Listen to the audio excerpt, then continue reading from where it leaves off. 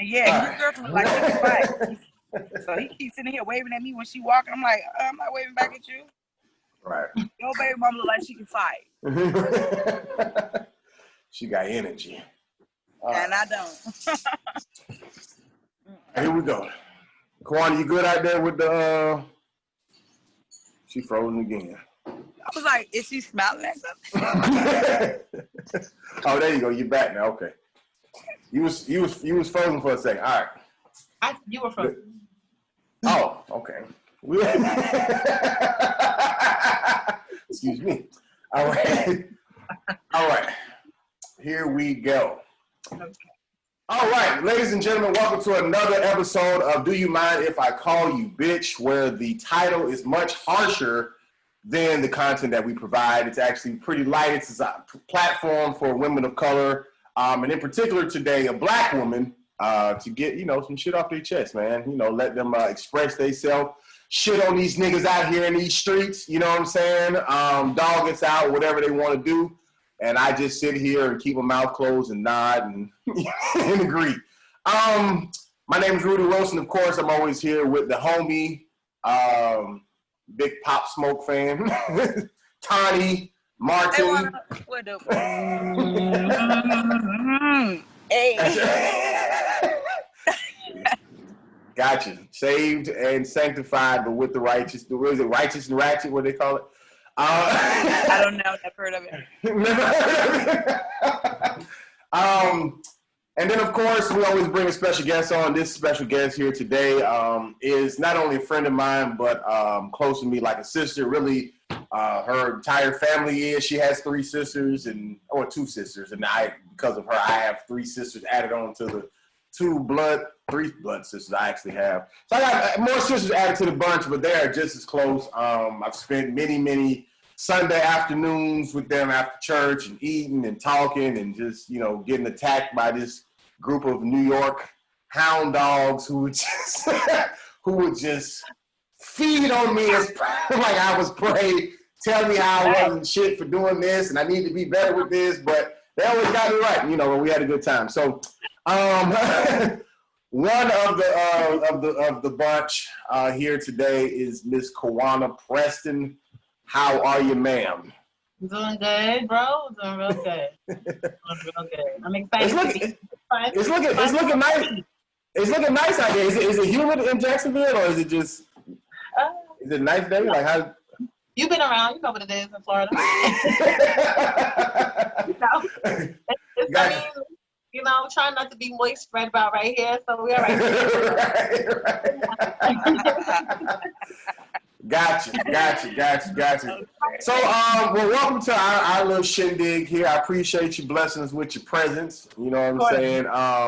Like I told you before, not that you are old, but I did want to kind of speak to a woman who is slightly older than our guest that we have. We've been in I'm saying it. No, I'm saying it. You're not old by a long shot. But what I'm saying is we've been in like the 21 to, mid-20s, whatever. So I wanted to kind of cross over to that, in the 30s bunch a little more. But you're also 30s with experience. You know what I'm saying? Like I'm 30 going on 31, but I'm still, wet behind the ears. You know what I'm saying? So tenderoni, that's what I call it. So I guess. So before we get into the particulars, just kind of introduce yourself. Let us know, where you're from, where you're at now, just favorite color, whatever. It don't matter. Whatever you want to know about you. Whatever you want to know about you, throw it out there. Let us. Okay. Well, my name is Kawana. I am originally from Brooklyn, New York. And I've been in Jacksonville for about 15 years now. Probably can't tell because of the accent. We holding on tight. Yeah, hold on tight. We holding on tight. All things New York, we just hold on real tight. No, for sure. Said like. I am a mother of one, very, very cute and intelligent little boy. He's 4. Motherhood is an amazing thing that I've enjoyed from the moment I knew conception has happened. So I'm just enjoying that. I wouldn't say it's challenging. My son he's hilarious and he's wonderful to look at. So it's an amazing journey that I've been absolutely enjoying every single minute of. Not the single motherhood. I'm sure we'll get into that in a little bit, but motherhood itself is amazing, and I absolutely love it. I just snagged my associate's degree, a AA, in pursuit of a psychology degree. So, I've been having people lay on my shoulder and, my cup runneth over. Taking on people's issues and helping them walk through it. But I think that's what God purposed me in this world for. And I love it. I love it. But, I guess I got to get a degree for somebody who doesn't know any better to trust it nonetheless, So here I am. No, that's facts. That's facts. Guys, so before we get into other things, going back to like with your son, because you like he's pretty much been being raised with, I guess, cousins, and who are kind of around that same age, whatever. Also with aunties and grandmothers. So like y'all kind of have like a big household in the sense of almost generations, but even just it's a tight knit family. So like, and I guess he's one. It's because it's him and I guess Niecy got a boy, right? I'm sorry, as far as boys though. Yes. It's just one other boy. They're both 4 months apart. Gotcha. But I'm saying, as far as boys, they're the only 2. Right. Yeah. So I guess with that whole situation, like how is because you are, like you said, single mother in the sense of mother, father, but you have, I guess, kind of like the village there, but at the same time, majority of the village is female. So like, what is that like raising him in that environment with family, but female, but also raising a male, I think, well, I would say because we are naturally aggressive women, and I mean, of course, anybody could be aggressive, but to be honest, like a New Yorker, male or female, it's just a different kind of cloth. It just is. We are naturally very aggressive, very assertive. And sometimes it's a fine line between assertiveness and aggressiveness, but take what you can, do what you can. I can care less how you plug it in, whatever fits at the moment. But I think because of that, like that component of it is helpful in raising boys, because it's very tough women around here. So we're not raising what I guess someone calls soft or whatever. They're 4, so they're toddlers, so they're still gonna cry, they're still gonna for sure. Want to be babied or whatever the case is. But my mom, so that's a very strong lady. You know what it is, right? And therefore this is what they're getting. They're getting nurturing from what mommies would do, right, and what a nana would do, and they're getting aggressiveness and from what a boy would need. Their daddies are definitely around. They don't live in a home, but their daddies are definitely around. But there's a difference in being ever present and present, right? So day-to-day stuff, when they're doing something right now in the moment and they need reprimand right now in the moment, or they need that male figure right now in the moment, that's not necessarily there. So, that's like an inconsistent thing, you know what I mean? Right. Pardon the Floridian wind, guys. But it's nice to have all the extra help, the extra love, the village, you know what I'm saying? Like you said, it's definitely nice to be able to have that, because although we're a lot alike, as far as us ladies, we're a lot alike, we all still have a huge individuality, right? So what I might not, yell about, Niecy might yell about, or mommy might yell about, you know what I'm saying? And mommy, of course, being the nana, she's naturally with her grandchildren going to be very different and a lot softer than she was with her girls. You know what I'm saying? She was different in Niecy. Me and Juanisha are only 10 months apart. and we're 8.5 and 9.5 years older than Niecy. So even the raising of her was very different from us. It was a lot more lenient and, you know, a lot, and we were real good kids. You can tell. You can tell. Bad kids, but again, that's what you can. I you know what? I never knew that, but now that I'm putting the math together, like you can tell, like Niecy is very different than y'all. 2 plus 2 sometimes 4. You know what I mean? But that's what you can. Like I never knew that, but that makes so much sense now. Like that makes so much sense. It's different. It's different. You can just, if you know us, you just know that there is indeed a difference. Right. So, but I mean, it's nice. It's nice. I couldn't imagine having a girl. Quandisha, the oldest, has the girl who is 18, and I, the middle, have the boy, just one boy. The oldest has a 18-year-old girl. The middle has 1 4-year-old boy. The youngest has a 4-year-old boy and a 5-year-old girl. So it's a nice little mix. It's a nice little mix. And we got to watch and help Quandisha raise Tay until she was 13, and then all 3 of the little ones came in succession, like right back to back. So it's amazing what you think is the way to go as a parent until you become a parent. You know, you think you got all the answers and, I wouldn't do that. You shouldn't do that until you have your own in your face. And sometimes somebody else is telling you, now you shouldn't. Now you're like, well, hold up. This one's mine. You know what I mean? So very different things. They're very different. But we definitely all raise the kids. These are all of our kids. All of these kids belong to all of us, and it's a wonderful, wonderful support system. Gotcha. So let me let's go deeper into Mama Joyce in her upbringing with just say you and Quandisha in particular, and then you can get into the difference that it was with Niecy, but with you in particular, like what was even before I even get to that, because this is honestly a question that I'm asking because I don't know. I guess what was the situation in you all's upbringing? Because I met you obviously as adults. So like when it came down to being raised, like was it just Miss Preston or was it Mr. Preston? Did y'all have like a village that y'all grew up in and then kind of broke off? Like what was y'all set up, I guess, growing up? Absolutely. Well, my parents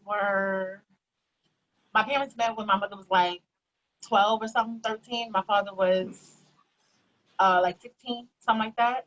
Gotcha.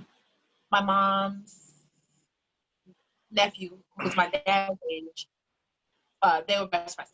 So my cousin and my dad were best friends, and this is how. And then my grandparents lived 2 blocks away, so you know, my dad knew my mom for a very long time, and they got together.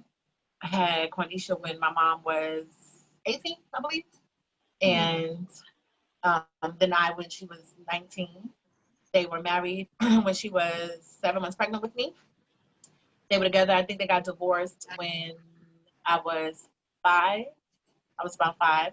So Daddy was always there. My dad did 31 years in New York State Corrections. So always a working man, never been in trouble. A very good daddy. Very, very good daddy. To this day, I am a daddy's girl for sure. You know, me and my mom is like this, but I'm a daddy's girl for sure, Gotcha. A lot of love, a lot of affection growing up. He moved to Connecticut when he remarried, and but he will always come down from Connecticut to New York on holidays and his days off. Like he got like 2 days, you know, rotating days, so like 2 days a week and like every other weekend, something like that. So he was in Brooklyn picking us up often. So we grew up very, very close with my dad's side of the family and my mom's side of the family, a million trillion cousins, and we were close with all of them. You know what I'm saying? So I have a really, really real good memories of childhood. You know what I'm saying? It was very hard. I remember being 5 and when my parents were divorcing, and it being really hard for me to understand what was happening. But eventually I understood it, and it was what it was. I think the missing piece of the puzzle that, although my dad wasn't perfect, because no one is, he was always there. He was always absolutely there. And I think that I would have been a very different person altogether had he not. So it was very important for not only my mom to be a great mom, and I think she says a lot of times that she had to be strong because she had to be mommy and daddy. Because again, like I explained, although my father was there,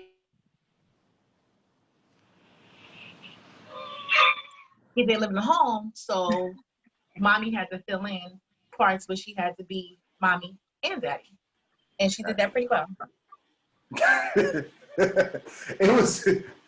We're laughing because in the middle of your speech you had froze for a second, but you came back, and so it got awkward because I was laughing, but when you came back, I tried to stop as soon as you came back so that you couldn't see me laughing.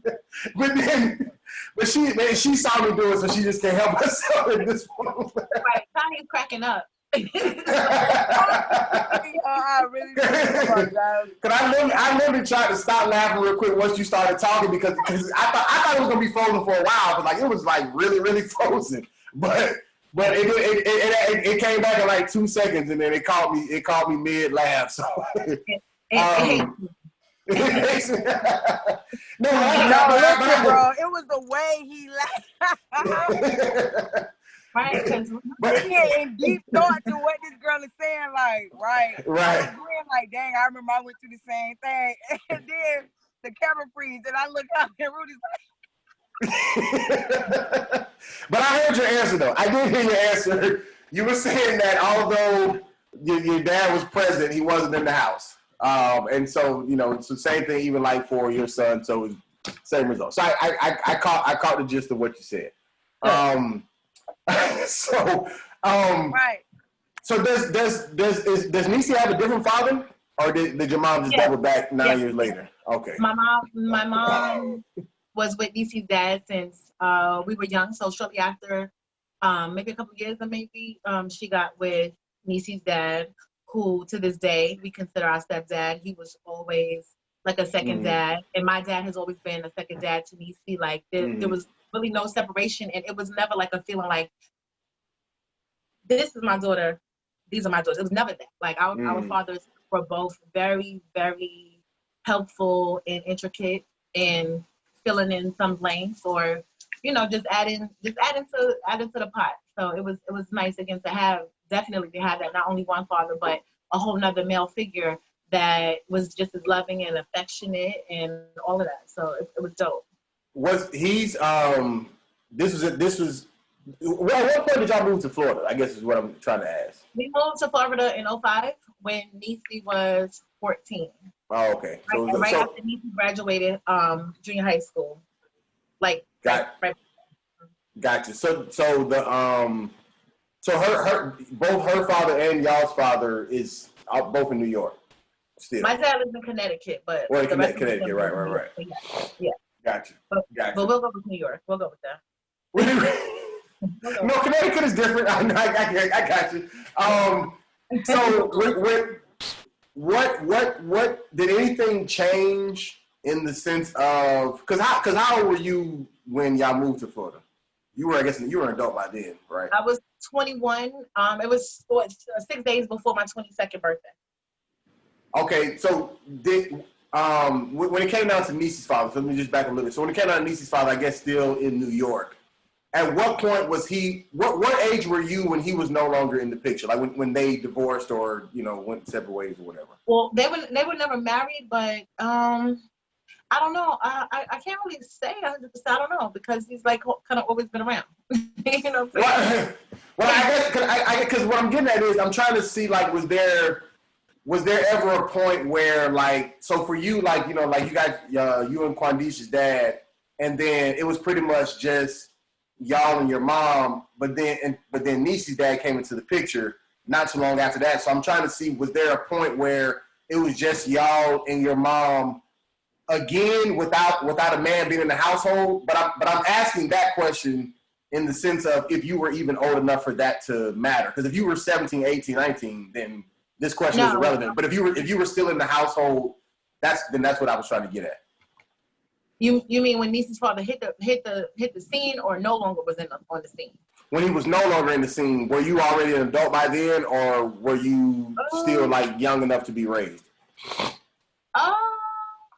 Because ultimately, to ask you, what my question ultimately is what I'm saying, my question ultimately is did anything change in reference to how your mom raised y'all once like the man was no longer there?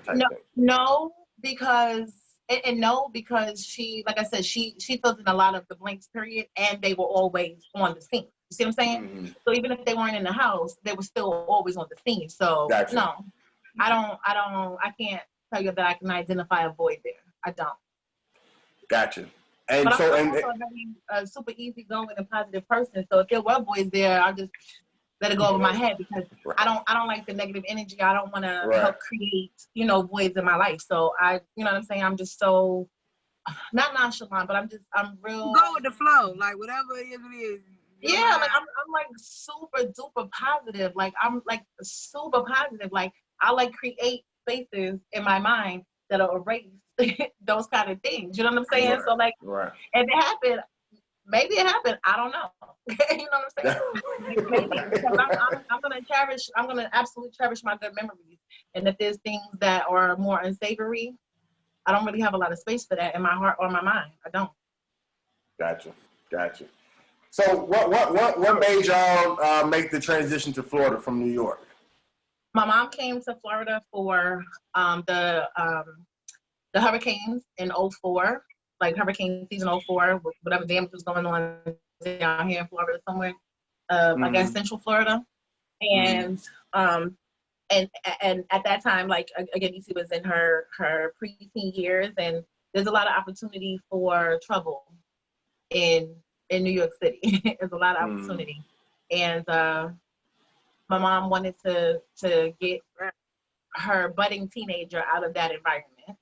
And it's so crazy. She came down here. She did the hurricanes, because she's a claim adjuster for 25 years. And when she came back from her tour down here in Florida for 3 months, she came back. They gave her a call like, "Hey, we're opening up a new claims department in Florida. You want to move to Florida? Don't you have daughters? Are they coming with you? Would they like a job?" It was like literally a wonderful, beautiful guy since set up, and she was like, "Y'all want to come?" And Nisi again had to finish out her last 3 months in junior high school, and then she came through. But she definitely came kicking and screaming. I was, like I said, 21, and I didn't want to come. I was, emerging into true adulthood. All my cousins, my dad, everybody still up there. You know what I'm saying? And it's Brooklyn. It's different. I never even heard of Jacksonville, Florida, until my mother said that that's where she was going. I was like, what the hell is that? What is that? Right. You coming from a city like Brooklyn, New York, where everybody knows what Brooklyn is, to Jacksonville, I had never heard of. I didn't watch football at that time, so I never heard of this place. Right. Like legit. And I'm like, what is that? If she said Orlando, if she said Miami, if she said Tampa, I might have been okay with it. She's tearing it down on pull up, ain't she?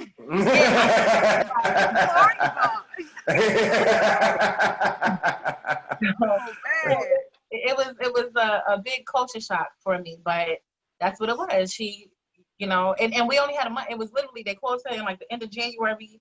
We moved March 10th. So it was a very, very small window of opportunity to decide to upgrade my life and move to Florida. So, and if I wasn't as close to my mom and my sisters, although I'm always close to my cousins and all that, the relationship with my mom and my sisters, and Tay was the only baby at that time.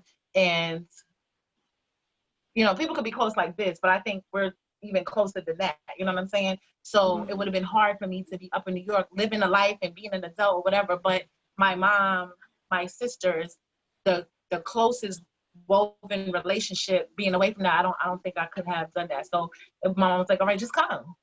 And if you don't like it, go back. And I went through, I think, I didn't know then, but I think I know now that I think I was like really homesick. So I guess it was like depression at that time. I just didn't know that.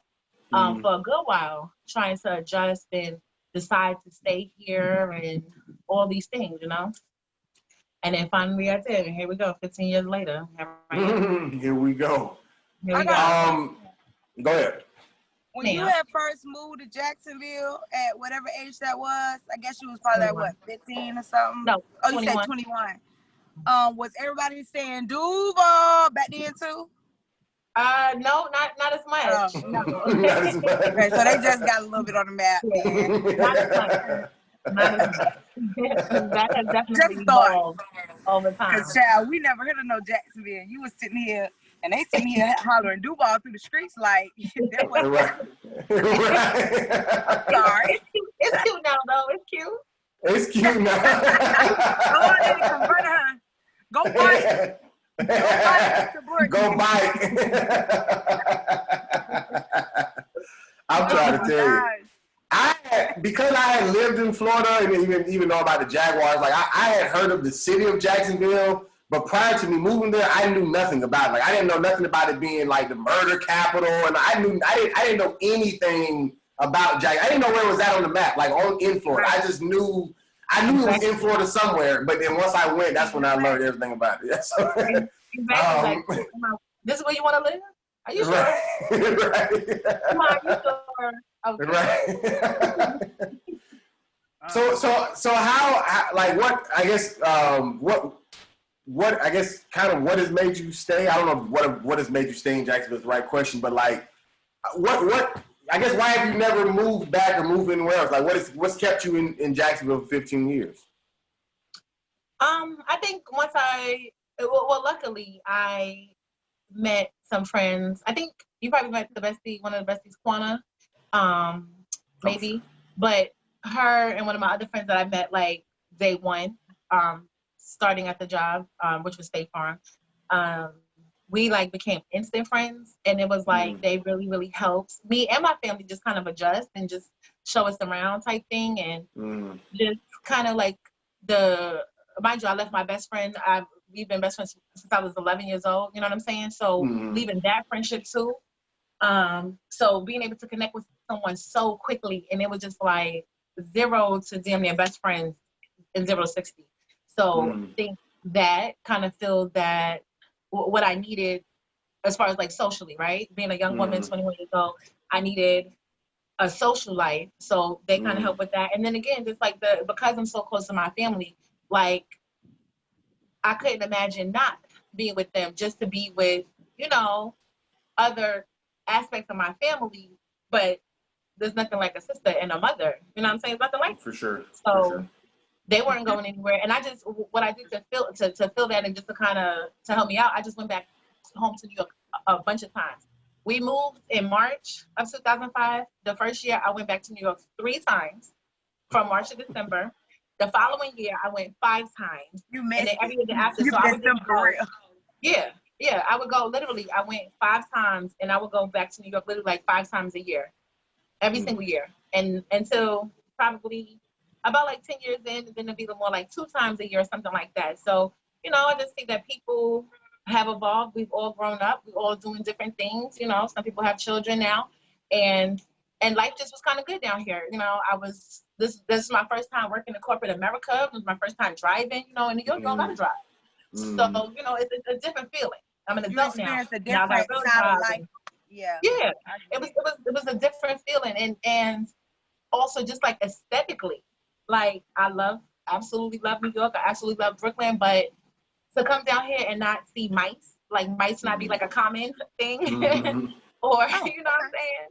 Like it was different to see like geckos or lizards or frogs and these kind of things. Like you don't see that kind of stuff in New York. You see roaches, you see mice, you see rats.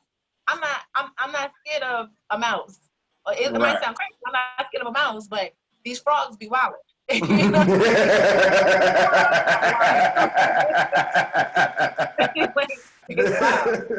Cockroaches or whatever kind of bugs these people call them, they are wild and disrespectful. The water bugs. But to be able to have on sundresses and sandals all the way through January, I am here for that. I'm here for it. So I go get my fix at least once or twice a year, and then I come back and enjoy the beautiful sun and the beautiful weather. And Jacksonville has definitely turned out to be a huge blessing I didn't see at first. Gotcha. All right. Well, let's get a little down and dirty. Let's get to these niggas. All right. Let's get to these I was niggas. just about All to right. say, what about So boy? So what has been your experience? Because granted you've had more adult life in Florida, but you I mean, from the age that I would say is probably considered appropriate dating. No, but I'm saying, but even from, I was gonna say, even from just say 16 to 21, whatever you started dating, like people started dating 15, 16, 17, whatever. So you kind of, at least I would assume, got, at least a mixture of both. So what is your, I guess, your likes and dislikes or comparison contrast of the New Yorkers and the dirty Duvalians? And the dirty Duvalians. That is a wonderful question, because to this day, 15 years later, I can tell you the answer is the same. The dudes in Duval, or I guess Florida period, I don't know. Maybe when you go a little further south, Miami dudes be a different kind of thing. But around here, it's just very different. Let me tell you what I'm used to. Dudes in New York, if you walking down the street and you pass a dude in New York, if he wants to talk to you, you're talking to him. There's no other option. I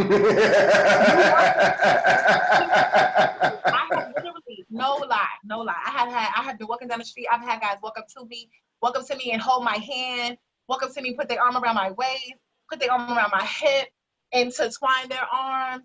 Just like, I've had several dudes try to talk to me at one time. They are beyond aggressive. It is the craziest thing in America.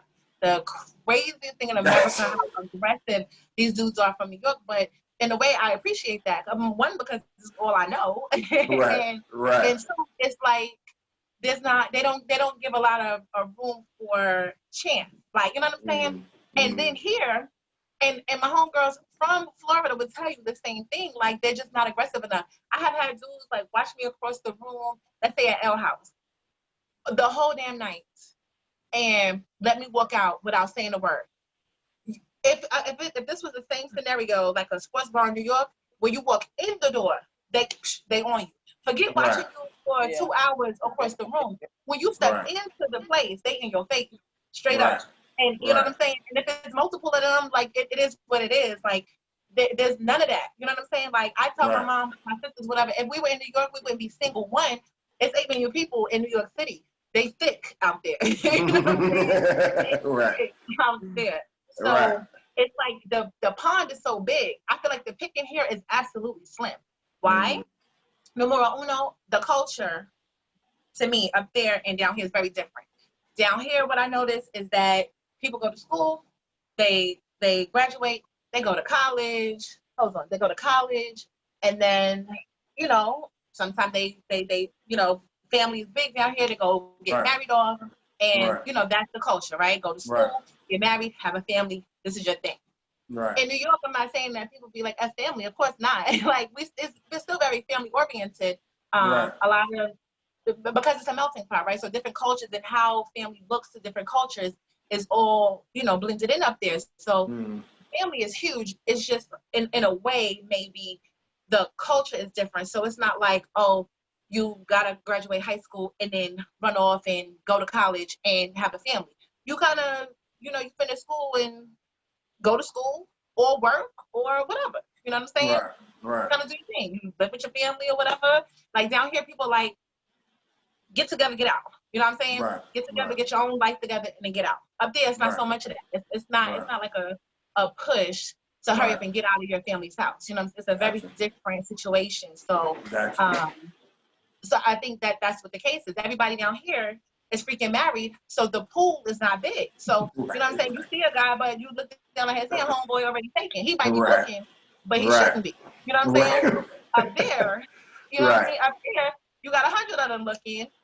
Maybe some shouldn't, but the majority probably is available. At least he ain't legally attached to somebody. You know what I'm saying? Well, let me ask you this. Oh, my phone is dying. Put it on pause for a second. Let me get my thing. Okay. All right.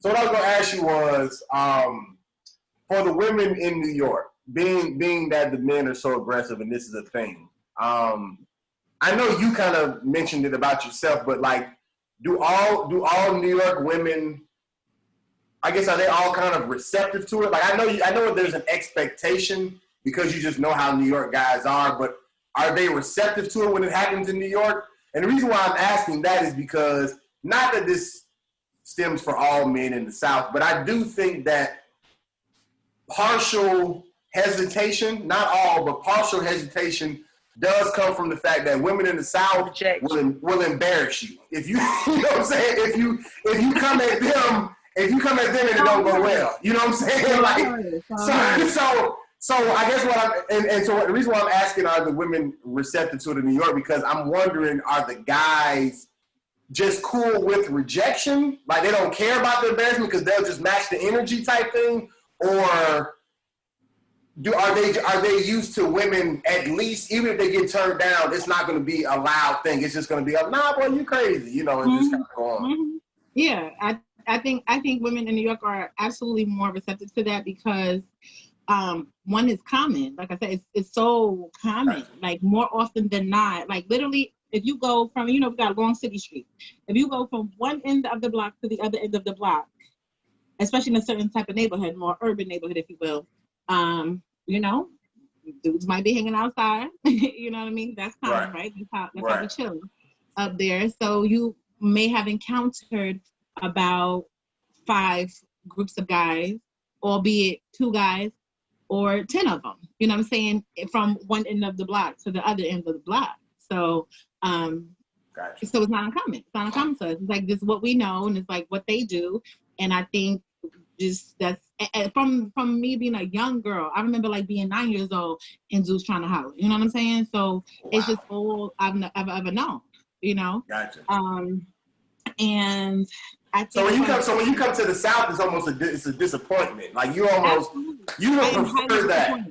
I don't prefer that. Like the dry tears from the disappointment. But I'm disappointed. I'm like hella disappointed. It's like so annoying because it's like I never had to be the aggressor. You know what I'm saying? I didn't have to. And I'm believe it or not, most people don't believe, and they don't give me any kind of credit for it. I am a shy girl. Most people don't believe that, but I am. And therefore, like, I never had to be assertive when it came to a man. You know what I'm saying? You just used to being accosted. And it just kind of you know? But I've definitely have had to grow to be more aggressive because the guys on here just not going to do it. So it's like, if I see you and you see me and I see you seeing me, and nigga, I know you see me seeing you, somebody got to do something. So you get on my nerves by not doing it. You're getting on my nerves by not doing what you looking at. Do something with it if you want to be looking all night. Like, let's just do this. Okay, here. Here, I think you want my number, so here you go. Here, please, so you want my number. Here you go. Your friends that are from the South, from Jacksonville or from the South in general, even though they notice that guys will do that, what is their reaction, or what is their mindset? What is being done about this? Well, I'm asking, what is their reaction in the sense of, because I'm saying they never grew up experiencing that. Like, if they grow up in the South, this is all they've known. So I'm saying, so like, how do they react to the whole situation? Well, one of my closest friends in particular, she's annoyed too. like we absolutely talk about it. We absolutely. What is wrong with these niggas? Why won't they talk to us?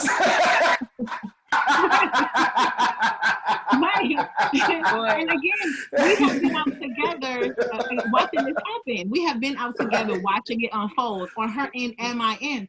So it's just like, really?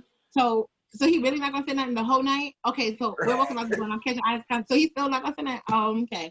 And, it just depends. If, like, that particular moment, I didn't feel like being bold and be like, here, I'm sure you want this number, then it's just a missed opportunity. And it's just like, the older you get, the more you like, this is annoying. Like, what do y'all do? Like, maybe, okay, like, and it's to me, like, in New York, the younger they are, the more bold and aggressive they are. I guess as you get older, you try to smooth out the edges a little bit. But I've absolutely seen 30-somethings try to holler in New York, and 40-somethings, and 50-somethings, and 60-somethings. Like, they all with it. It don't matter. All of them are with it. You know what I'm saying? Right. So, and here it's just such the opposite. Like, even an older man, you can see an older man down here checking you out, and he'll just give you a hello, young lady. How are you? Hello, beautiful. Poppy, that's all you got? Like, Right. Come on. Right. So okay, so give me an example of, and you don't have to go like full blown into it, but like, so you said a man down here, or I'm not even there, but a man in the South would be like, hey, beautiful. I'm not even there. Right, I wouldn't even think, but so a man in the South would be like, hey, beautiful. So a man in New York, like, what would be the first thing out of his mouth? What's up, Mom? We'll be going after this. That one is. Oh, yeah. Shorty, yo, shorty, yo. and like the is gonna get hot, like louder and louder, just in case you didn't hear him the first time. So you might as well acknowledge it. Just go ahead and acknowledge it, because you saw it, and you're gonna get the. It's like you train your voice to get the.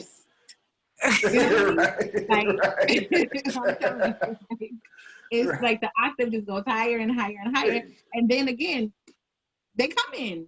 Right. This one dude that I met up there. I was walking out of my best friend's house, about to go get on like the Metro North to go see my dad in Connecticut. So I'm in Brooklyn. I step out the building. Homeboy is walking down the street. Two of them walking down the street, like passing by the building as I'm happen to just be descending the steps. Right. Caught me right in mid. Was like, yo, hello, just woo, woo. Like literally in a matter of 2 minutes, there was a number exchange. By the time I was on the train, I was speaking to this gentleman, like the whole 2-hour ride to Connecticut, the whole weekend I was with Daddy, came back, and we were able to meet up and chill. You see what I'm saying?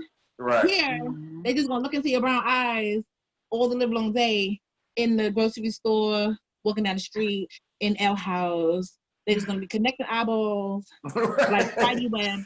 There's something as specific has happened at L House, because you've mentioned L House twice. Yes, I was thinking the same thing. Hung up on me. The first time I thought L House was an example. Now I know something happened at L House. I'm like,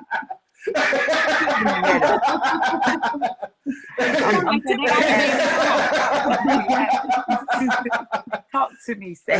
Listen, back in the day, for those that have frequented Jacksonville spots, like I've never been like a clubber, like, you know, I've been to them for a moment, you know what I mean? But that's never really been my thing. But when Sharky's was popping on 17 and Wells Road, like that was my spot for a moment, you know what I mean? But L House was the spot first. It was like the interlude to Sharky. The interlude.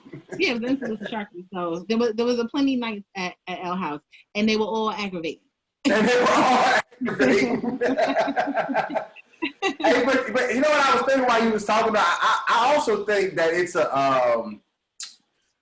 and when I say this, I'm not saying this to be like in a deep way, but I think it's a generational thing. And what I mean by that is like in the South, like it's like it's never been like a especially black man's thing to speak up in general. You know what I'm saying? And I think that subconsciously that has just carried into a thing, because even with the whole Southern hospitality, that comes from like, you better be nice to these white people. You know what I'm saying? Like, but like in New York, they've always been able to be aggressive. Like there was right. It's always It's always been a thing. So I think naturally, not that anybody living now has experienced any type of slavery or even civil rights to that degree, but I do think that Southern thing just kind of carried over. You know what I'm saying? That makes a lot of sense. You know. Yeah. I would think that makes a lot of sense, bro. Yeah. I think that's it. Don't get me wrong, like these guys are like nothing. It's just I really it's crazy because throughout all these years, the guys that I have like talked to or dated, if you will, most of them have not been from Jacksonville. Like it's crazy. They all have like been born somewhere else, raised somewhere else, and they like a transplant like me. But as far as like a dude from Duval, I can't I can't really name one particular, like Right. off the top of my, I couldn't tell you. That's crazy. I mean, I'm sure they're nice, but like I said, I think it honestly is like probably a mixture of what you said, the culture, and the fact that they are not available. They're not available because Right. they're Right. absolutely They taken. on They're either drugs. married already or in hot pursuit of being married off. Right. They're on So they're drugs. not available. And that's definitely a Southern thing, because like you were saying, that What, whole well, that. But I'm saying in the sense of what she said earlier about, like, you know, you're kind of raised to, you know, grow up, get an education, you know, start a family, whatever. You know what I'm saying? So like that's a, you know, I mean, it's I'm like it wouldn't have been far fetched if I would have found myself married like in my 20s. You know what I'm saying? Like because. It wouldn't, like a lot of my cousins are. A lot of my cousins who are married now or even divorced now got married in, huh? What I gotta do with you? You married in your 20s. Honey, I met in your 20s. No, I'm saying I didn't get married in my 20s. I'm saying. Don't get up here like that. I'm saying because of how I was raised and who I was raised around. Like if I ended up married. Well, did you forget in your 20s where you came from, honey? Listen, I know people who are married now who's bigger hoes than me. Okay, so like I'm saying, it wouldn't have been far fetched. Is what I'm saying. Okay, name one. I can't because then they might watch this. So Okay. So, Kawana, what about in reference to dating outside the race? No matter wherever they were from, what's your ideas on that? Two-part question. Number one, specifically white girls. Okay, I mean not white girls, but white people. And I was thinking white girls. Because I was getting ready to ask you about celebrities dating white girls, but specifically white people. But my threw me for a loop. I thought she had a son. but the second question was, what is your outlook on celebrities, like the black male figure with the white woman and that whole thing?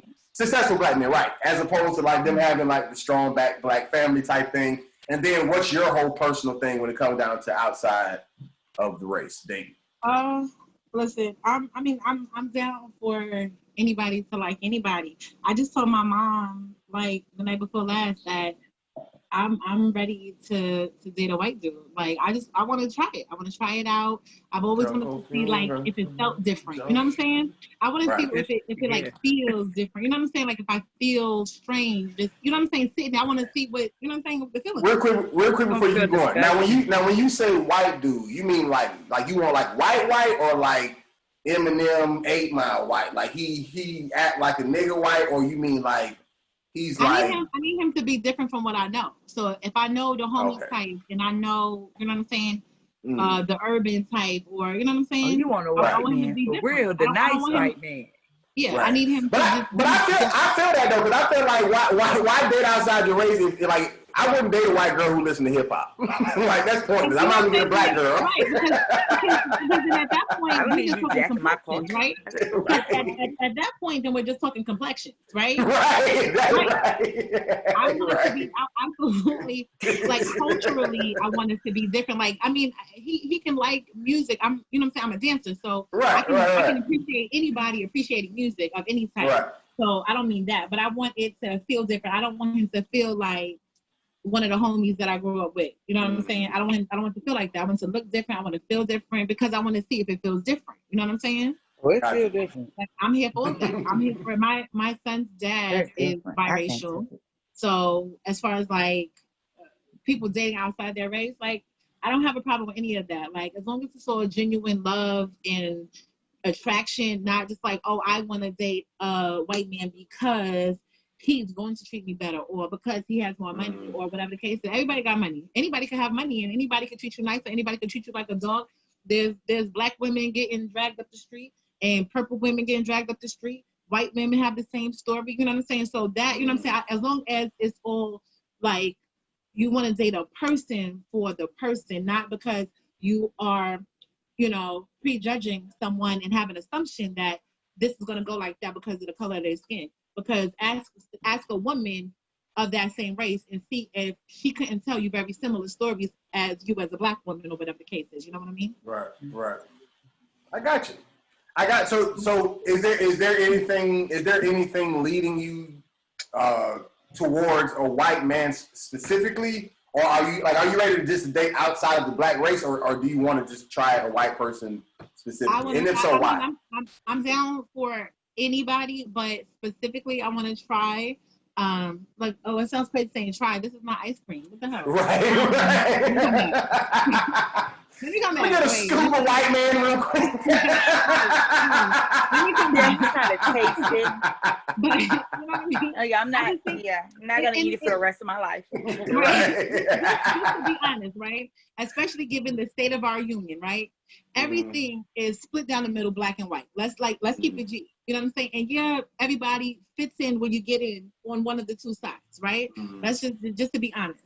So I want to date just a white man. I am a Black woman and I want to date a white man.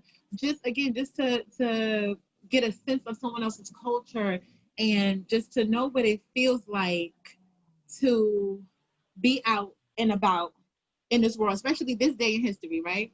Where like racial divide is out of control and all these things, and just see if I can feel confident in what this looks like and if we could do this, right? Let's say we go ahead and progress and our love is real and our love is strong. Like, can in America in these days and times and not be afraid to be who we are and to love her and to have our families and for me to have my, my little cute little son who has a biracial dad. You know what I'm saying? Just like I wanna try something different. Not that what I got going on is broken. It's nice to experience some things in life you should just be able to experience, Got you. White man is one of them. Sticking to what you love. right. No, I got you. So I can't do it. I'm too mean and rough. I won't be able to. They're annoying me. Like, you stop talking to me like that. I'm a nice girl too, Tony, but there are other options. I am a nice girl, but there are definitely other options.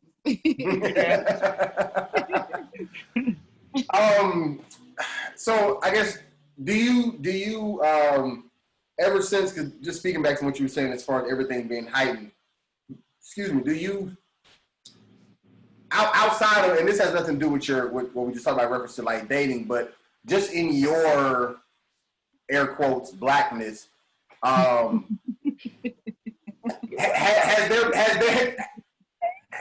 has your mind shifted, or has there been a shift, or how has your feelings, even though it's not your mind, your feelings shifted in this whole intensified racial divide that we are right now? Because like for me personally, I'm just speaking for me personally, my like not that what I had seen from the George Floyds to the Breonna Taylors, not that I saw that the same way white people saw it, like white people seen this George Floyd tape as if this was the first killing on tape, you know what I'm saying, that was ever, like this was the Rodney King, like we never had video footage. Now, you know what I'm saying, like that's how everybody treated. So I didn't see it that same way, but I think it was more or less the way he got killed is what kind of stirred me up. You know what I'm saying? Because like it's one thing to shoot somebody, but like that. Unfortunately, that became kind of normal. So like I just feel like, well, cops may shoot us, but like when you like, when you watch a nigga life leave his body, you know what I'm saying? Like that's a whole different ballgame. So with that for me, I definitely, I guess, joined the racial divide, but not in the sense of like I now hate white people, because I don't. I don't hate white people by a long shot. But I have now made my agenda. Their sides. But I made my agenda about Black people. You know what I'm saying? And I've even told myself and even others, not that I even necessarily have any intentions on, but let's say if I married a white woman one day, like that wouldn't change like my agenda. Like, I'm not gonna now try to do stuff for white because my wife is white. You know what I'm saying? Like, you need to help me. You know what I'm saying? Over here, like, y'all are fine. I don't white people don't need my help, and I say this all the time. They're already way ahead. Like, if I never do anything for white people, I never hire one or whatever. It's not discrimination because you don't need my one self to hire any of y'all. The jobs are there, the opportunities are there. You walking down the street with an AR and not getting touched, it's there. It's going to be there. So so what I'm saying is, so for, like, for me personally, mine has been heightened in that way, even though I don't have any ill will towards white people. I don't feel, I don't think all white people are racist. I don't. It's not like a hate thing. So in that same realm, like, how has this whole, thing affected you, whether it was from this time or maybe it happened back in the Trayvon Martin days, but, like, where are you with the whole, I guess, racial divide, especially with the recent times? I think it's exhausting. It's exhausting to see because I feel like it's a sport now. I feel like killing Black folks has become a sport. And the fact that it's, like, almost all caught on tape is, like, it's disheartening. And again, it leads to the fact that me believing, like, damn it, it's a sport. Like, there's no fear of reprimand at all, clearly, because the things that happen wouldn't be happening, right? Right. I'm big on accountability, right? So if you are doing something that you shouldn't be doing, then you should expect reprimand. But also, you can't be outnumbered by anyone, whether it be, a group of girls, a random mob, or the police. You can't just be outnumbered and then, action takes place by that mob against, the lesser of the crew when you're outnumbered, and then it just be okay. It's not okay. Yeah. And so it's just like literally exhausting. When I turn on the news and it's a news story, I'm just so disgusted by it. It's just like you like, it's like you got to be kidding. Like, I can't, like, 100% like connect to the individual story because it's so heartbreaking, period, that now it's a thing. Like, it feels like a thing, right? So it's just like, not that I don't care that it's a this one and this one, but it feels like on the opposite end is coming in as it is just a this one and this one. It's like tally marks, right? It's like they just checking off. It's tally marks. Just like, oh, here go another one, and here go another one, and here go another one. And I think that it can absolutely cause people to be desensitized to those kind of things. And that's not how I feel. It's just that because I'm so compassionate, like, I can't allow myself to connect to each individual story because it's so heartbreaking that it's one story and then another story and then another mother's son and another mother's son and another mother's son. And I got to look at my son and hope that I do the right thing. And I hope that when he's 16 years old and he's just trying to go play ball, you know what I'm saying? He's trying to go be a scholar and an athlete. He's a very intelligent young man. So my very intelligent son trying to go play basketball because he's a scholar and athlete, right? Trying to go do his thing, that he got to be in fear that he can't just walk in his very nice neighborhood that we live in, or he can't take a ride in the very nice car that he and his father plan to provide. You see what I'm saying? Because he got to be on his P's and Q's and got to be, you know what I'm saying? When he just being a beautiful, smart kid, and that's it. You know what I'm saying? It's the some other son that I can't. It's just like too much because it's every time here go up tally mark, 6 o'clock news tally mark. 10 o'clock news, tally mark.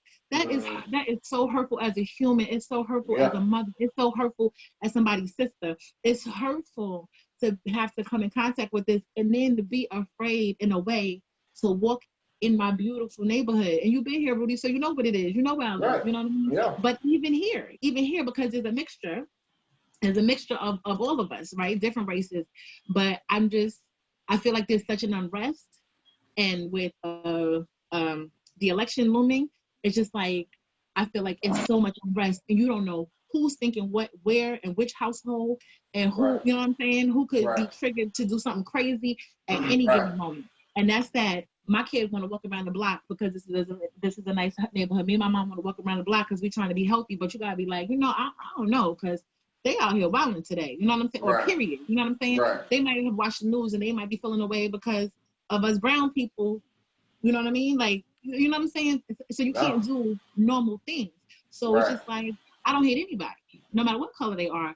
But I think my eyes are open a little bit more. I'm more like, I don't hate you, but I don't know how you feeling about me. Right. You know what I'm saying? I don't know. So Right. I gotta think just like being a driver, right? You gotta drive for you and anticipate the actions of another driver. Right. So I gotta be black and anticipate the actions of a whoever. Yeah, and the feelings. Right. No, that's fact.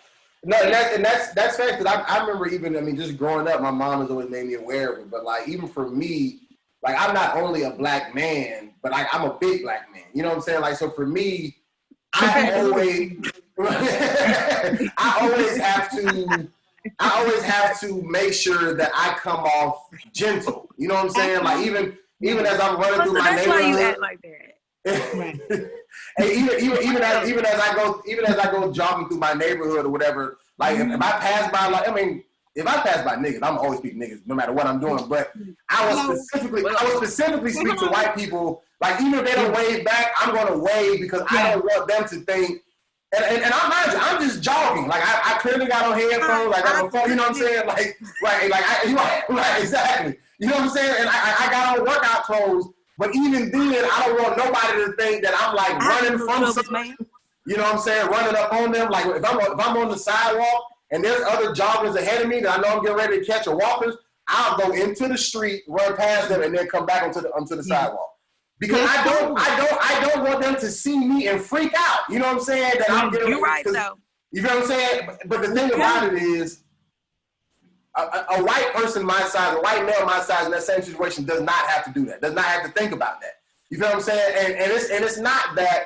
And once again, I'm not moving out of the way because I'm tempted to rob them or hurt them. I don't know what they're thinking. You feel what I'm saying? Like, right. Like, it's not for me to not do anything to them. It's for them to not think I'm going to do something and then react by either shooting me or calling the police or whatever. And even if they shoot me and they're wrong or whatever, even if, and granted, we're not even at a point of getting justice, but even if they do get justice and go to jail, I'm still dead. You know what I'm saying? Right. And to me, that's not justice. You know what I'm saying? Like, no, it's not. I want to still be here. You know what I'm saying?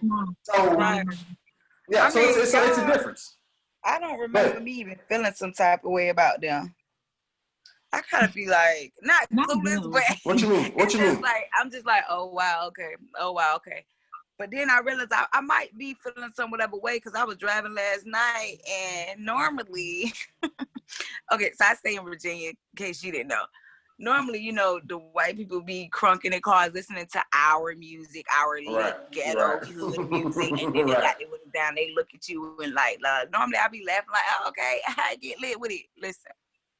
I done had it happen to me twice now, and I look, and I roll my eyes like, please, you turn around and call me a nigga time you get there. Right. That's the thing that we think that, but we don't really know that. You see what I'm saying? And that's sad. That we immediately gotta assume that that's how it's gonna go, and that may not at all. That may be so far from the truth, and that too is hurtful. That we gotta immediately assume that they immediately see us like that, and that's not fair to anybody as a person to assume that we might be saying, let's say, cracker or something. I ain't never seen that word a day in my life. But you know what's so crazy, and I listen to the Breakfast Club. Anybody who know me, and not that I live and down everything that they say, but Charlamagne said something, and I will never forget this as long as I live.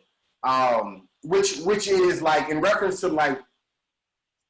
When people say that black people can be racist, not that you were saying this, but black people can be racist against white people as well. Absolutely.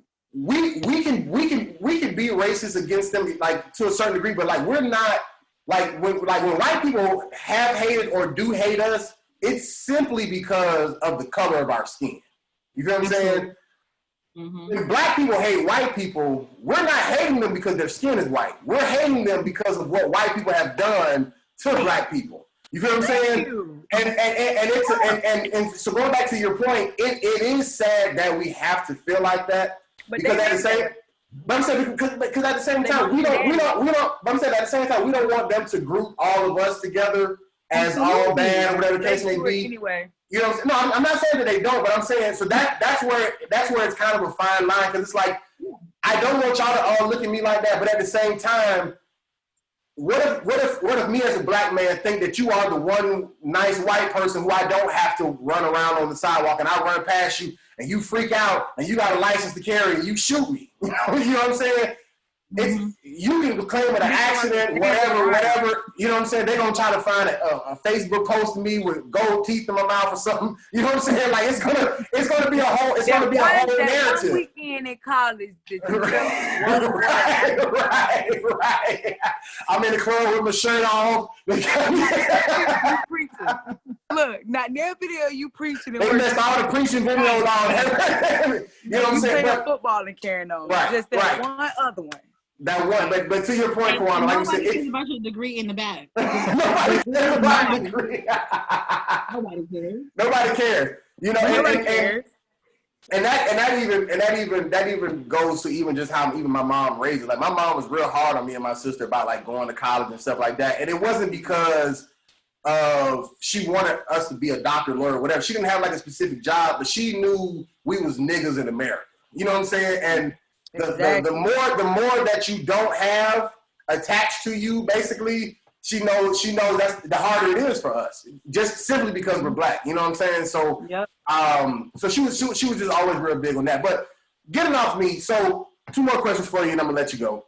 I kind of brought that up in reference to how my mom raised me to ask even the same with you. Like, was there anything that your mom or even dad or stepdad pressed upon you or your sisters in reference to, I guess, that preparation of being a black person, let alone woman in America? I think my mom we just learned by example with her. Gotcha. It wasn't necessarily like you have to do this, but her actions spoke louder than any words that she had to say. You know what I mean? Right. Gotcha. I watched her work, and never really like have to ask anybody for anything. Like she, you know, so well, one of the most important lessons I think was always have your own and don't ask a man for anything. Not to the point where it's like be so independent. I don't need no man, right? And her thing, and we've had this conversation. Like I want a man, but I don't need a man, and I don't want a man that needs me. That is some real stuff right there. Now that's a word. That's a preach word. That's a preach word right there. I want a man. I don't need a man. I don't want a man that needs me. That's real. You know what I'm saying? That's real. That's real. She always like told us like, don't go anywhere without your own money. No matter where you go, and no matter who you with. You know what I'm saying? No matter what. So, and we never went out with friends without our own. Never went on a date without my own money. Nothing. You know what I'm saying? You want to get mad and act stupid. Until this, exactly. For real though. To this day, like I'm so anti gold digger because that's been like instilled in me. You know what I'm saying? I'm like very anti gold digger. I don't like what that look like. I don't like what that sound like. Like if I spend $110 at the nail salon every time I go in there because I want to, and I work for it, and I do so. You know what I mean? And if I get with a gentleman, I need him. Like he couldn't say nothing to me about like why you spend so much. Hold up, because it's in Kawana's bank account. The end. Right. Right. Facts. In case I should ever desire for you to give me $110 to pay for these nails, you should just be able to do so. But I bet y'all won't have to ask you for it. I bet y'all never have to ask you for it. Right. The end on that too. You know what I'm saying? Like, you know what I'm saying? I think that's just like the best lesson she could have taught her 3 girls. Because even if we like this day, it's like it's the difference between being a gold digger and having a standard. You know what I'm saying? And my compassion and just like I said, just being free in the winds hasn't allowed me, or I haven't allowed myself to set very strong standards, and therefore I have wasted a lot of my time, or allowed other people to waste my time. But thank goodness today is a new day, because that is not the plan going forward. You know what I mean? Shouts out to mommy for the good foundation. I'm trying to tell you. Shouts out to mommy for the good foundation. Okay. So this is actually half a question before I ask you the last question. So I know you kind of said you wanted like to date white men or whatever, but white, black, or indifferent, whoever the next person that you get a date or whatever, like, are you looking towards like that, marriage? Like, are you looking for the one, or are you just out here, just kind of want to date and then, see what happens? Well, I guess between around like last July, so about a year ago, I probably like went through the biggest heartbreak, like really, really ending it with my son's dad. And so that was really tough just because at that point, 6 years, I had fought really, really hard to solidify that relationship. And, so I wanted a family, like that family life. You know what I'm saying? I didn't want my son to come from a broken home. So I did all that I thought that I could do on my end to prevent our home from breaking. And it broke. Gotcha. And it broke anyway, Gotcha. And that was tough. That was tough for me to come to a realization on, like, all right, well, it just didn't work. No matter what I fought hard to do, it just didn't work. You know what I'm saying?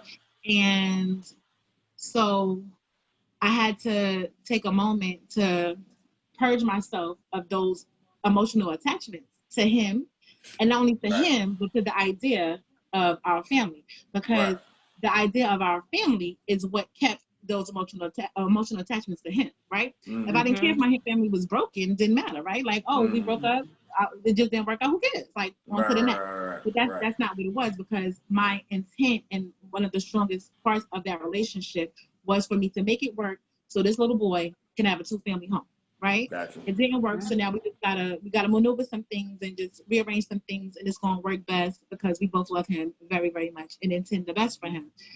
Right. But and I was trying to let somebody in at that point, but they were starting to care for me and told me so, and I was honestly starting to care for them too, but I had to stop it in this track because I had to tell him, like, hold on, like, I know what you said you're feeling about me. I know where this could go, but I am still emotionally attached to this person and or situation, and it's not fair for me to allow you into my space with you feeling a way about me and me feeling a way about somebody else.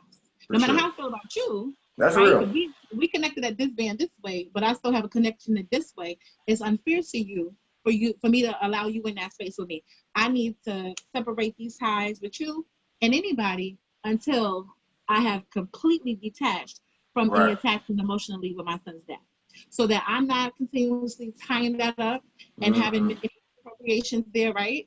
When trying to work on a new relationship, because I wouldn't want anybody to do it with me. So now I have arrived at that place where I don't have those emotional attachments anymore. Gotcha. Not that I don't know if they will ever, every now and again, like, for but it won't be what it was. You know what I'm saying? Right. Actually, if you created a family with someone, maybe every now and again you might take a look at them like, I see you. Right. You see me. You know what I'm saying? So, you know what I mean? But the yearning for what could have been, and looking at my son like, dang, hopefully, you know what I'm saying? I don't have any more hopes for what could be between he and I anymore. The only thing I hope and trust and we talk about is always being amicable with one another and always being friends and being the best of friends, so that we can provide the best co-parentship for our son. Right. And so now that I'm in a new space emotionally, I just feel like maybe before I wholeheartedly allow myself to be in a space with letting someone in, because yes, I do want to be married. I absolutely want to be married. But I feel like before I can just open that door completely for somebody to run in, I'm kind of teetering like, okay, do I need to go on a couple of dates with a couple people? I've never been the type to really want to like date around. I like companionship with one person. That's my thing. For sure. I like to Netflix and chill. I don't be out. You know what I'm saying? I'm not like the out and about type. I like to Netflix and chill and enjoy one person's company. I like that connection. I want to connect with one person and enjoy them and kind of see where that goes. But I think suffering a heartbreak like that, like with the demise of the family I tried to build, I don't know if I kind of like just need to, you know what I'm saying, be free for a little bit and kind of like not necessarily test the waters, but kind of distract myself with a little bit of, oh, well, I kind of like this. I know I don't like that. You know what I'm saying? Because for 6 years, I was attached to and trying to focus on really trying to connect and keep a connection and solidify this connect with this one person, right? So as far as really allowing myself to not see what's out there, but again, just feel it. You know what I'm saying? Just feel it. Get my running and not literally so wild oats as opposed to intimacy, but just, you know what I'm saying? Just that. Just like, this was out here. You know what I'm saying? Right. Especially since the guys in Jacksonville they not aggressive anyway. So if I have the opportunity, you know what I'm saying? So I'm definitely teetering on when outside is permissible, right?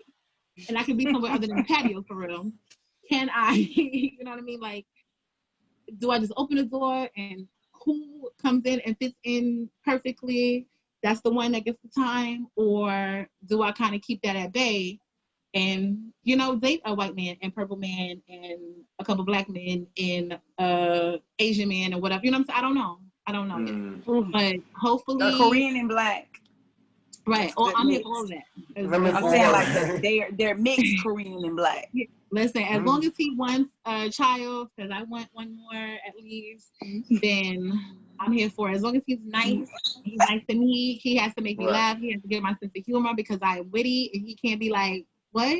You got to get the jokes, bro. You got to be witty because I can't deal with you if you be missing and I got to explain the jokes every time. What's wrong with you? That's a fact. I've never even thought about that, but yes, that is annoying. Right. Like, you could get it, the joke. Right. Imagine how annoying it is for me. Like people like my mom and my sister, I said they cannot take it. I crack jokes all the time and all they want to do is correct me. No. It's technically, I'm like, guys, I am kidding. Like, it is such a joke. Like, oh my God. Yes. I know. I know. Yo, Rudy said, are you kidding me? That's a joke. Just do it for me one time. Punch to the degree in the back. Just, I know. I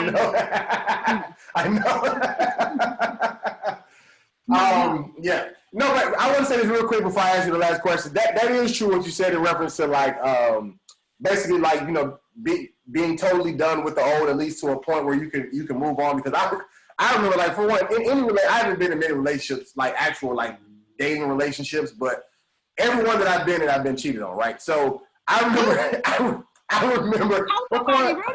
Koala, you've heard all these stories. You've heard. Even when you had a dress. I'm trying to think of who. I don't remember who I was dating. I don't think I dated nobody. I've never only had. Look at Koala. I've never only had maybe 3 girlfriends, like actual girlfriends, like people I've actually been in a relationship with. Yeah, you only had like 2 or 3, and then like the only one I knew about for real was the one that you had in your Snapchat, and apparently y'all didn't make it. So. Yeah, another cheater. So what I'm saying is, I'm not trying to. But listen. What do you mean? Like, you caught this person cheating, or you just thought they was cheating? Because, like, let my baby daddy tell it I was cheating on him, and I never did. No. I've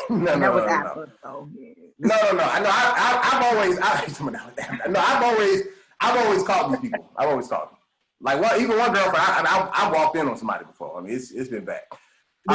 Busy. No. Yeah. What in the world, bro? What are you doing to them to make them do this to you? Tell me where they at. I'm gonna punch them in their face because I don't. I mean, it really was more of a case of me being not much older, but slightly older, and them still being in the age and the mindset of being in their whole phase, basically. And I was more or less like the settle down type, and so the tenderonis will do that to you. You're not that old. No, it wasn't.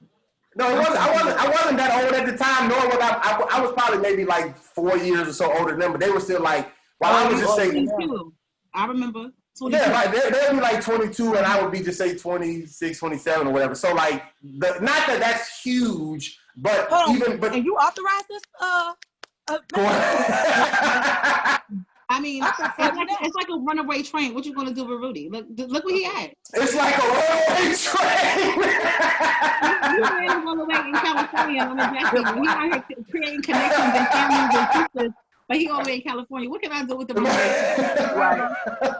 He all the way in Cali. What's so crazy is, but pretty much every relationship I ever been in, I never really intended on it. Like we just kind of just happened to, like each other more than we intended. And then, but either way, the point that I'm making is that I remember like being on edge about like hearing somebody's phone buzz next to me because like I remember like that happening to me, like they phone ring, whatever. So, so I'm saying like I had low key PTSD even with just a phone. Like I hear like that little ding ding. Like I'm thinking, oh man, who is this nigga texting her? You know what I'm saying? And then I can be sitting next to my mom. It don't even matter who it is, but it would just throw me off. So I'm saying to say that's real because that was like a real like thing for me, to even just to not think that like that's what that means, like because I'm telling like not that I thought that all women weren't shit or whatever, but I was definitely striking out in the sense of every person I dated definitely was cheating.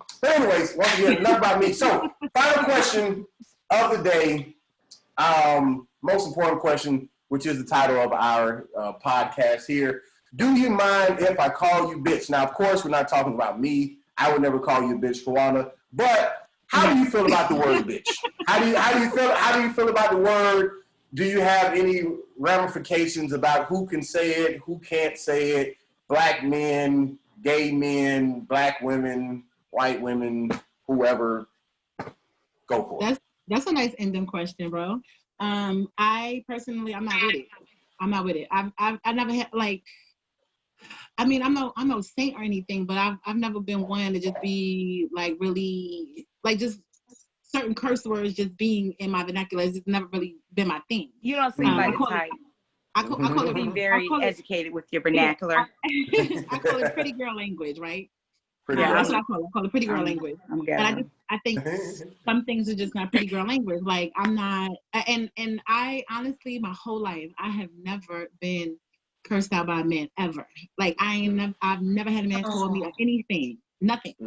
And all my years. You are really polite. And that's crazy, right? And right, maybe it's the energy that I get off, right? It is. I'm telling you, because I'm with it. I get cussed out all the time. Right. Maybe you know what I'm saying? Maybe sometimes like people you carry yourself a certain way and people just be mindful of how they That's what it is. You know what I'm saying? Mm-hmm. And or maybe I've just been lucky that no gentleman or I think she froze. Oh, like is she thinking or? Yeah, you froze for a second. Yeah, you weren't too. Yeah. So I just decided to stop talking and I'd be out here looking crazy. So can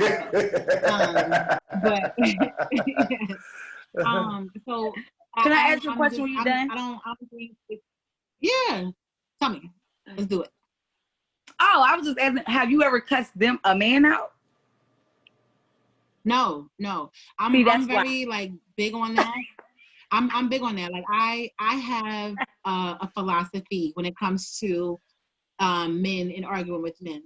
I don't like. I'm not yelling and screaming and arguing with a man because I think before he's a man, he's a human first. And logically, if you engage in verbal assault or a heated argument with a human, right? If a woman does it with a woman or a man does it with a man, naturally as a human, right, they can react a certain way. Now, if a man does it with a man, then however they get off their chest, they get off their chest. If a woman does it with a woman, however they get off their chest. But again, before I was a woman, I was mankind, right? Human first, right? A man is a human first. So naturally, if there's like a heated argument, if there's verbal assaults, if I'm cussing him out, how do I expect for him as a human just to naturally 100% be able to control himself and not be human before he's man and react to me how he would react to a human doing something to him? So I don't behave with men that way because I don't want them to in turn behave with me in a way that I got to look at this man differently. or I gotta assume that he's a certain way that he may not be, and he just stepped outside of his manhood and became a human first in a moment that I helped him get to, right? And it's not it's not about me trying to take accountability for someone else's behavior, but I'm mature enough, and I have always been mature enough to understand that if I give you a certain energy, I can't control the energy that you give me back. If I curse you out, I can expect that you, just so you're a man, that you don't have the right to curse me out. I can't expect that if I decide to, you know what I'm saying, to throw out my set, that you ain't just by chance going grab me, throw me, whatever you got to do to protect your neck. You know what I'm saying? I can't assume those things. I can't assume that your mother never taught you to never to hit women, because your mother could absolutely have taught you that very well. But in the moment, or the mom you stepped probably outside of told that hit women, because you became I evil. think You know what I'm saying? Like, you know what I'm saying? So I don't do that with them. So in turn, I've never had a man do that to me. You know, not a stranger, not nothing. I've never come across a man cursing me out, calling me out my name. Thank goodness. So yeah. I mean, that's good though. No, that's good. That said a lot. And when he it comes talked to to the black word men. all together, So yeah, like when it comes to the word all together, I'm just not really with it. Just it just doesn't make me feel like a pretty girl. You know what I'm saying? I feel like, you know, even my homegirls, like my closest homegirls, they don't speak that way. I don't speak that way, and in turn, I don't have homegirls that just naturally are saying those things. Like, that's not how we address each other. You know what I'm saying? I don't do that to them. They don't do it to me, and they may very well do that with other friends, but that's not my language. So in turn, they don't give me that, right? You know what I'm saying? Most people give me exactly what I give them. I don't speak that way, and in turn, people don't normally speak the way in front of me that I don't really speak in front of them. So I've kind of been blessed to have people kind of match my energy. I try very, very hard to give out good energy. I'm not perfect. You know, I'm a little stank. I call it stank. You know what I'm saying? I'm a nice girl, but it's nice, you know, nasty. That's it. Right. You taught me that term. You taught me that term many years ago. Nice, nasty. Hey, nice nasty. Get somebody nicely punched in their nasty little face. That little nice nasty don't work with me. I'm like, I'm gonna need to show me where you at. Where you coming with it? I put this meme with Nene Leakes, and somebody put it up and it said, I match energy, so you decide how we gonna act. How we gonna act? Together. I'm here for that. That is me. I tell you, I'm a nice girl, but you decide how we gonna act. That's funny. That's hilarious. That's so cool. Right? I'm a nice girl. I promise you. There are other options. There are other options. That is hilarious. That's true. It's like, is this person A, nice, B, can go the fuck off, C, will whoop your ass, or D, all the above? Now, you can choose A, or you can choose all the above.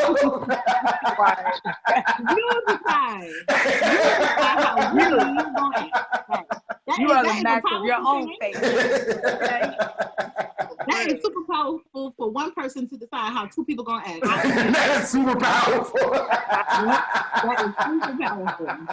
Oh my goodness. Oh, that is hilarious. Superhero.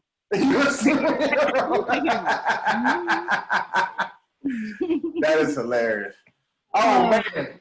Well, Kawana, that is all the questions that we have for you today. I appreciate you. Oh, yeah, absolutely. I appreciate you joining us, man. I got to get your other sisters on, even your mom. I got to get Mama Joyce on here. I know she's going to give me all I'm looking for and more. So.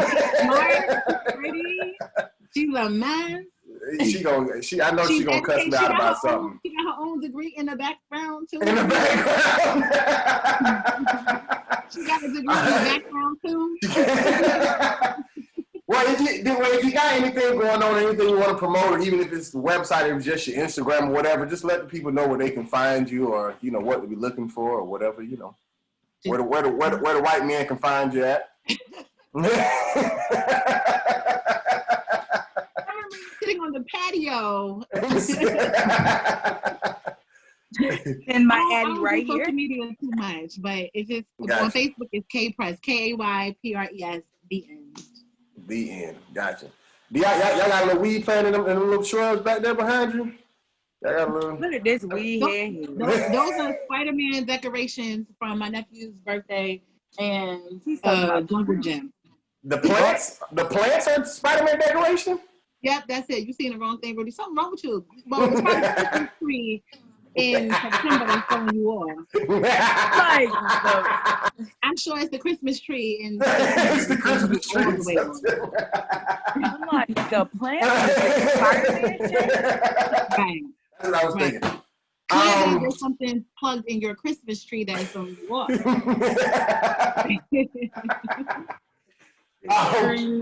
Well, definitely tell the whole squad I said hello.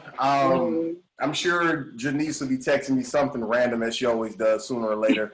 But send everybody my love. Like I said, appreciate you again, sis. It's good Thanks to see for you coming. as always. I don't know Nice when to I will meet be you. back in Florida. Sorry, So, no, you good. I don't know when I'll be back in Florida. I know anytime I'm in Jacksonville, I'm able to pull up on y'all, but I'm on the other side of the country. What about Virginia? Well, once we're not afraid of people coughing and sneezing and having allergies and all kind of ish, we'll just come see you, okay?